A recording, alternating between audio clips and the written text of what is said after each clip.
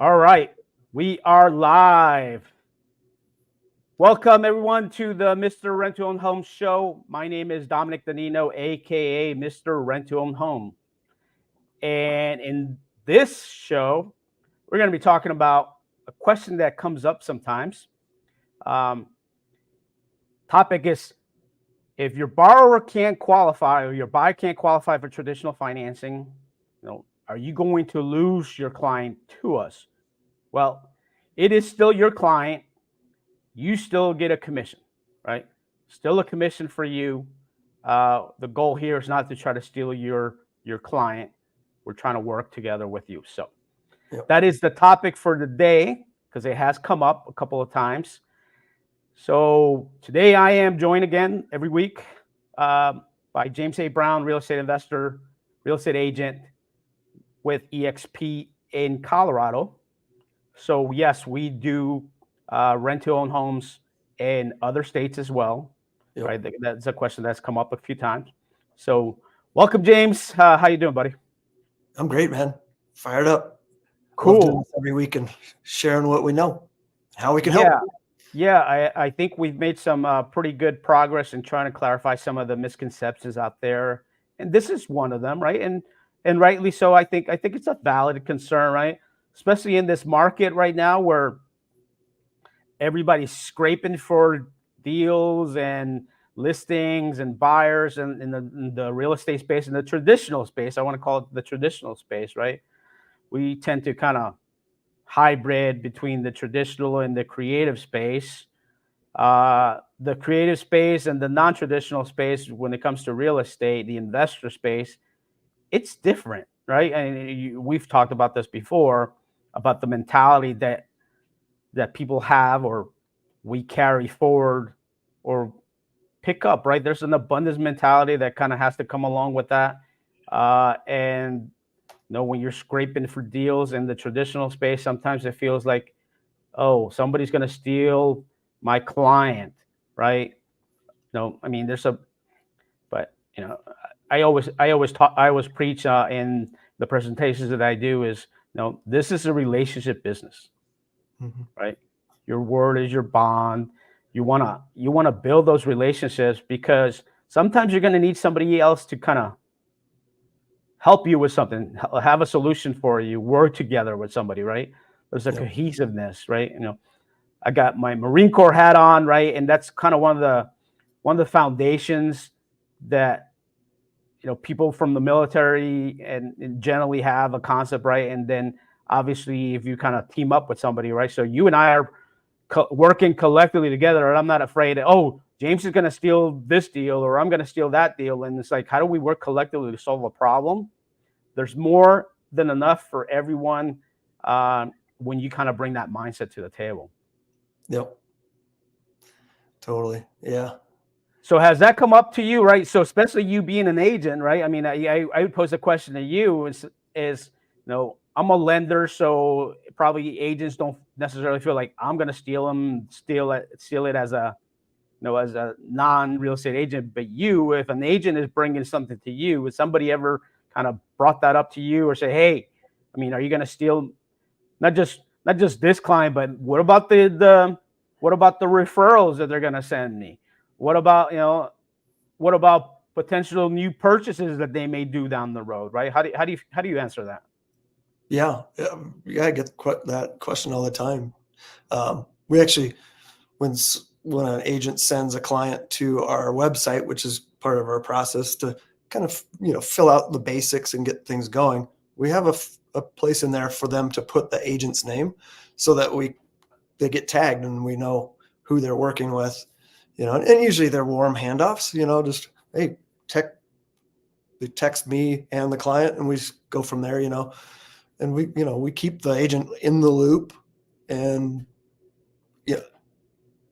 I'll just say there's buy side commission, right, to be had. I don't have the time to go take people, all these different clients, around opening doors and showing them houses. I don't have the time. If I did, maybe I would do that. But so there's work to be done and commissions to be earned for those other agents that we work with. So we're all winning. It's great. Yeah, so during that process, and that may be a misconception, right? During that process, we're handling something else as part of the transaction to make sure that we can get it to the finish line. Mhm. So we work in conjunction with the agent that brings us the client that can't qualify, right? So, also for us, we have a referral form. It's like we want to know who sent us the client. If the client comes through and they complete the referral form, or even if they didn't, we ask them, hey, how'd you hear about us? Oh, Susie, real estate agent over here at so and so realty, or Joe lender over here. Like, oh, great, right? We want to know that. We're gonna ask that. Why? Not because and so this goes to that, right? It's like our thought process is, hey, we want to know who's actively participating and promoting our program, Yeah. right? Because we want to give back to them. One, we want to take care of them. If there's a commission to be paid, then obviously that's one thing, right? But the other aspect of it, especially when I'm working with the lenders, is, hey, if I have a lender that's sending me clients, yes, typically they don't get paid on this transaction right now, right? But from our own marketing, from our website, from our social media, we get clients that are maybe a fit for rent to own, but are going to need financing down the road. They're going to need financing because our program is getting them traditional financing at some point in time, right? This isn't a program where we keep them in perpetuity for 30 years, right? So if Joe Lender or Susie Lender is sending me stuff constantly, and I got a client that came through that doesn't have a lender relationship, it didn't come from an agent, right? Just some random people because we get them, and they need a loan done to kind of complete the process for our rent to own program. I'm going to send them to those people, right? The ones that are working with us, the ones that are sending us stuff, right? It's a relationship business. Like I said, it's like who's actively marketing, who's actually putting in the effort, who's being proactive with us, right? It's like, hey, you're doing stuff. We're gonna help you as much as we can, right? I mean, our presentation on Tuesday, I talked about marketing the program to agents and lenders and say, hey, this is how you can market it. Follow us on social media. You don't even have to recreate the wheel, right? Just copy me. Just copy what we're doing, the script that we're doing, repurpose what we have, right? Right. If you're following me and you do something, you tag me, I'll respond back, I'll comment, and I say, yeah, work with Susie, real estate agent, or Joe Lender here. They understand our program, contact them, right? I don't need them to call me first. I want those guys to get the benefit of those conversations because maybe that buyer could end up being a traditional buyer that qualifies as a traditional loan, right? Yeah. So they need to just take them down the path as they would with any other client, right? Find out what their path is. Traditional, okay, good. You have a process for that. That doesn't need really involve us, right? But if they don't fit into that box, and they really are a rent to own potential client, then now you start talking to us and we work through that process together, right? So we want to give back, right? I just don't see the narrative where it benefits us. I don't look at it that way. It doesn't benefit us. It's just like, hey, we're gonna steal this. We want to do more business with you. If you're killing it with our program and you're promoting, you're sending us a bunch of stuff, I'm gonna send you a ton of stuff too because now we're working, right? We want to work with the rock stars. We want to work with the people that are doing it, right? So the last presentation that I did, we had 22 people. We had 22 people, and reality is maybe half of those may send us a lead or two, but ultimately it's probably going to be 3 or 4 people that are going to consistently do it, right? And those are the ones we're going to, not to say that we're going to disregard anybody else, but if they're not actively marketing or doing or talking to us and say running a scenario by us, at least we're having conversations. I know you're trying, right? At least you're having conversations like, hey, what about this guy? What about that guy? Well, can we do this? Can we do that? At least I know you're trying, right? And I know, hey, this person is really trying. Maybe I can kind of help them out. Maybe I can do a live jointly with them. I've done that, right? Let's do it live jointly for your audience. If you have an audience on Instagram or maybe a YouTube channel or your Facebook page or whatever it is. Let's do a live together, just like we're doing now. Let's do a live together and kind of, shoot, hit me with all your questions. Hit me with all your questions, and whomever your audience is watching you, they got questions. Let's answer their questions. That's a great idea. I hadn't even thought about that. I'm writing it down. Go. See, that's a six-figure tip right there for all you agents and lenders out there, right? Contact James, contact me. Let's do a live together for your audience if you have an audience, or if you even don't even have an audience, but at least you got to have an account, right? You got to have at least an Instagram account that shows you what you do, right? Yep. So that way you're promoting your business, because social media marketing, right? Instead of spending money to pay for Zillow leads or the pay-per-click, or I'm not saying there's anything wrong with that, right? But there's a method that you can use that is free. It just takes time and effort and a little bit of creativity, right? Yep. So I've done a live with a couple of agents, and they're streaming it to their audience. They got significant audiences, they got a few thousand people. They're streaming live, and the agent is asking me questions, and we're kind of talking back at how it would apply, run a potential scenario, and so forth, right? So that's what we want to work with, right? Yeah. Right. If you're a hard charger, as we say in the Marine Corps, you're a go-getter. You're generally in this business right now. I know there's a lot of people that are licensed as agents, but they're really not active, especially these days, right? We've had 40 to 50% of the people that have left the industry, right? So unfortunately, right? But you got to think outside the box, come up with new ideas. And we think outside the box, right? We're kind of used to, we're in that mind frame. Hey, how do we solve for a problem in multiple ways? Not just a traditional way, but the creative financing space, the investor real estate space, right? Just kind of coming up with something, different ideas. Is it going to work? Maybe. Right, but the majority of the time, it's like, okay, does this help somebody their immediate need, or to solve their immediate problem? So, anyways, so don't be afraid that working with Rent-to-Own Homes US or James, we're gonna steal your client and any referral. We want to send all that stuff back to you. Now, obviously, if they're a rent-to-own home buyer and they have other friends and family that could be a fit for rent-to-own home buyer, then like I said, we ask them, and we want you to be involved in that process, because whatever it is that you're doing, if it's working, right, we want to give you that feedback, and you use those. Let's say use the clients, but use those referral sources, testimonials. I constantly talk about in our presentation. Look, use the testimonials, because if you can get somebody to a house that was just told no by the lender, you take 30 seconds to ask them, hey, can you do a quick testimonial for me?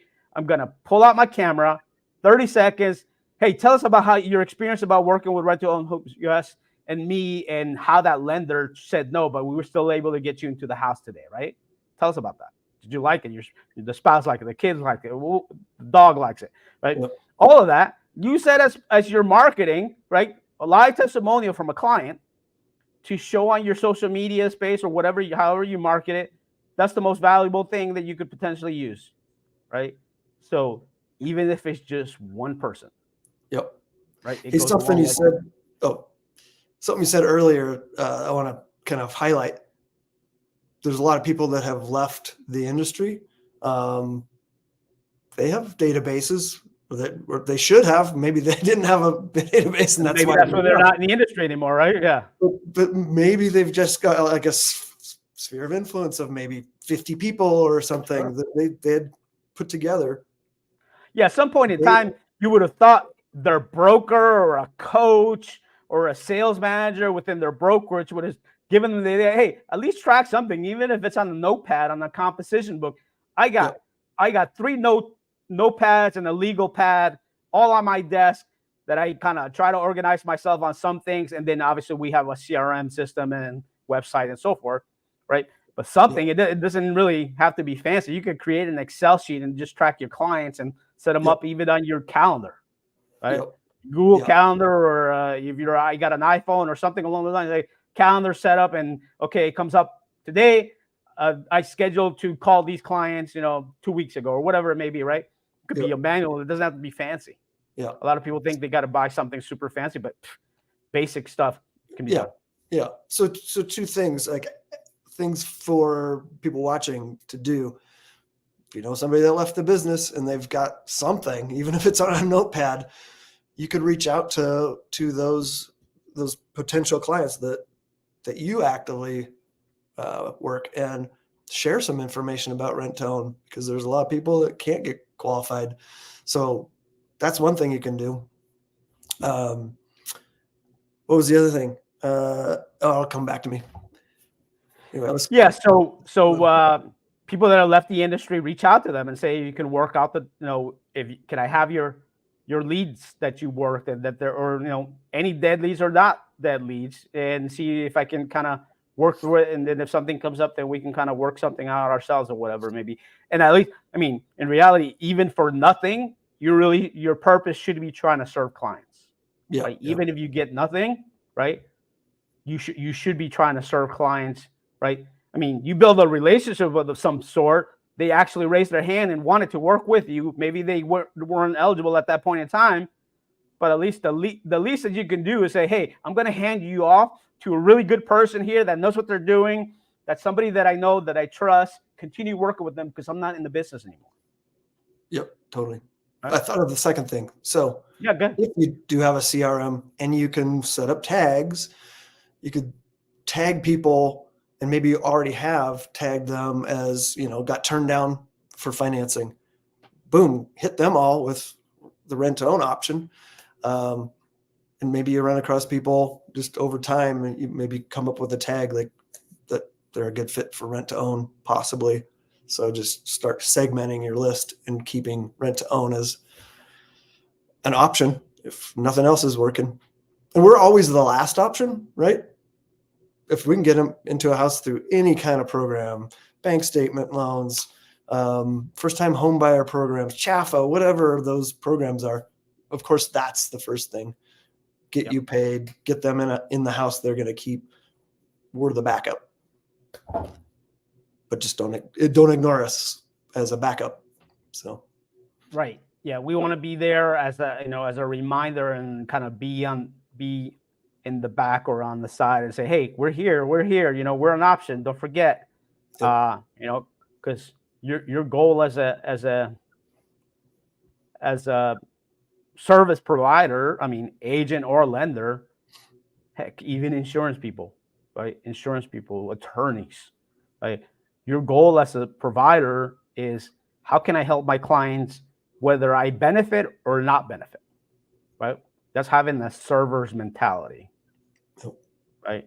Not to say you're not going to benefit, right? Because I actually, I truly believe it reciprocates, right?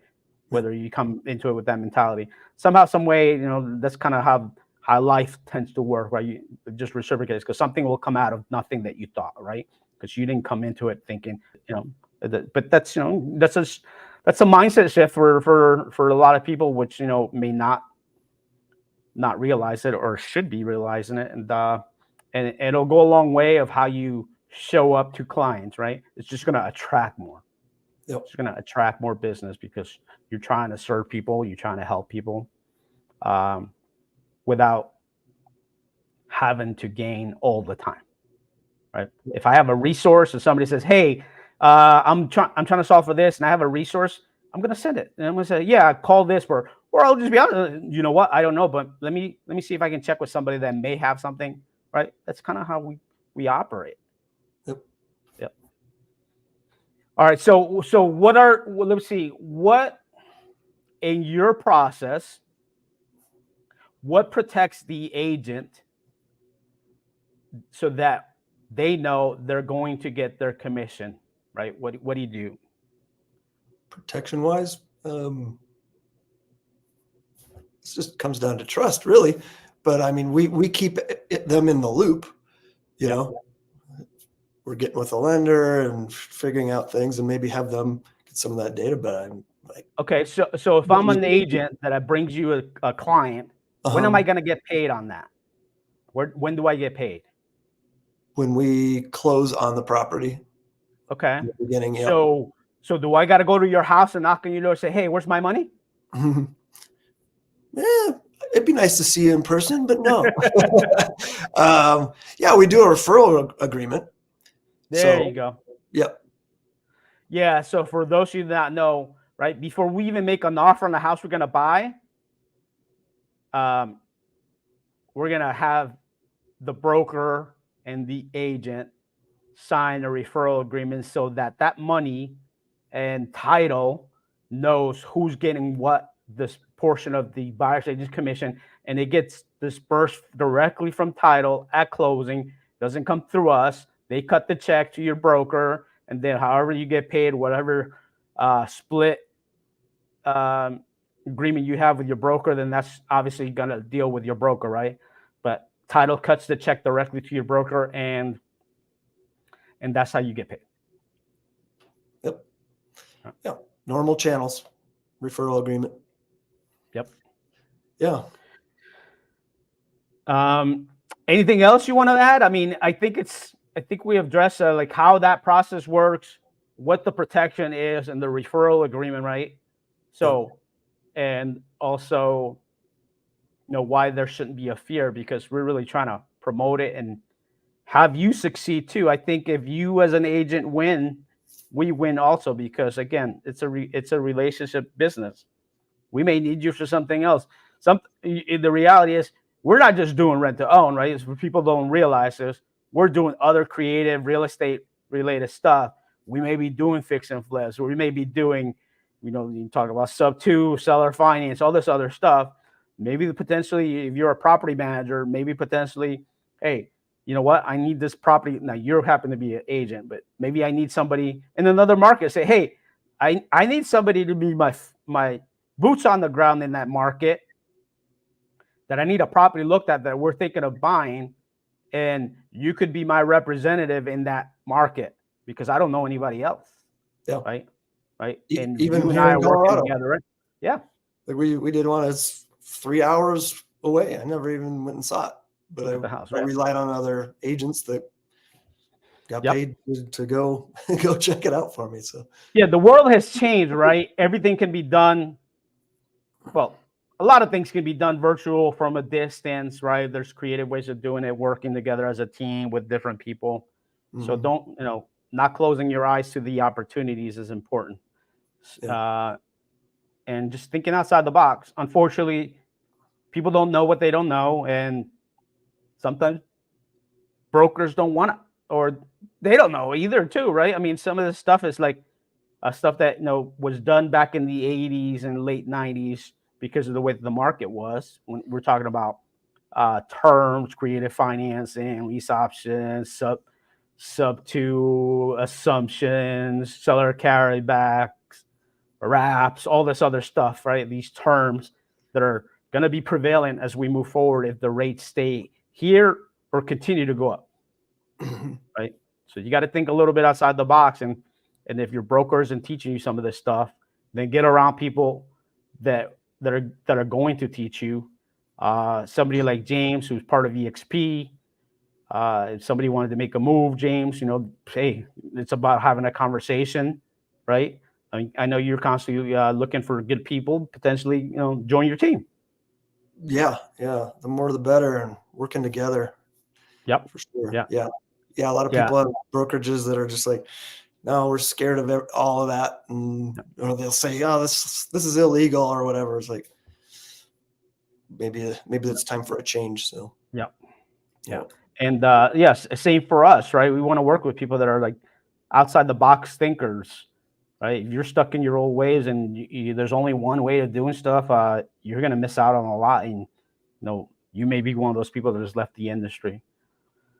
So any closing thoughts, right? Any closing thoughts? I think this was a pretty short and sweet, but we kind of got to the nitty gritty with it about, what's the protection for the agents?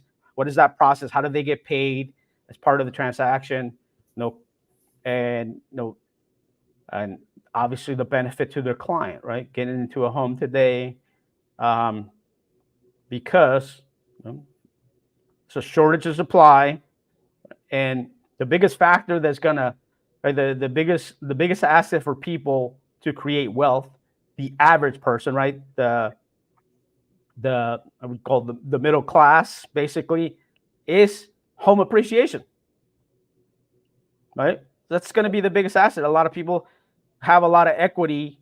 They may not have pension plans. Pension plans are basically a thing of the past. Nobody has a pension from their jobs these days, right? They have to contribute to a 401k, and maybe you don't have a 401k at your job, or you don't have the capacity to contribute.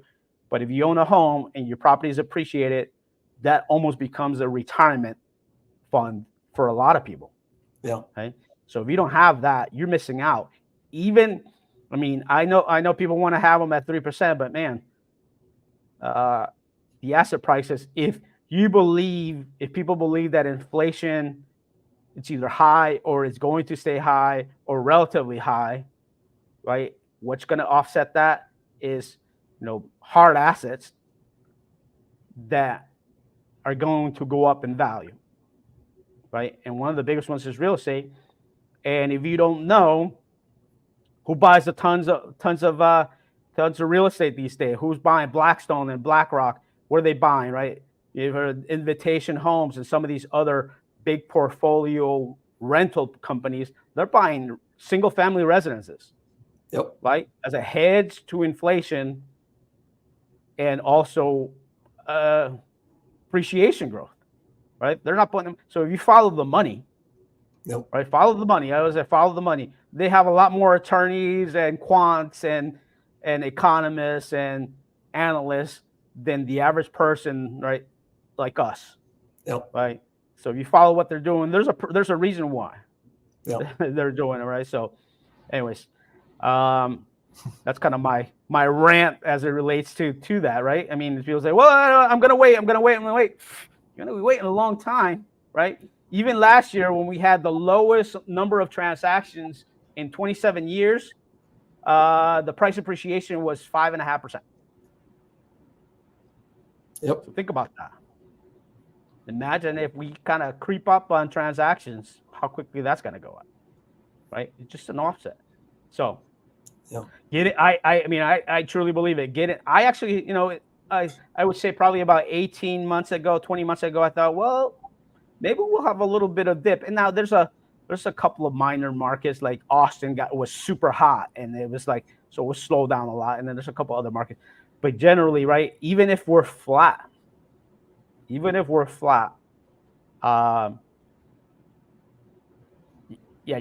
to buy an asset. And one of the assets is one that you live, right? One of the biggest expenses that we all have is housing, right? A roof over our head, right? Whether you pay a rent or a house, might as well get into the house and participate in the appreciation while it's going to continue to go up. So there's a shortage of housing. They're not building a ton, right? And so supply is relatively low. That kind of wraps up my thoughts with that. Any closing thoughts? Anything you want to add? Nothing jumping out. I think we covered it. And if anybody has questions, just reach out. Yeah, absolutely. So how can they get a hold of you?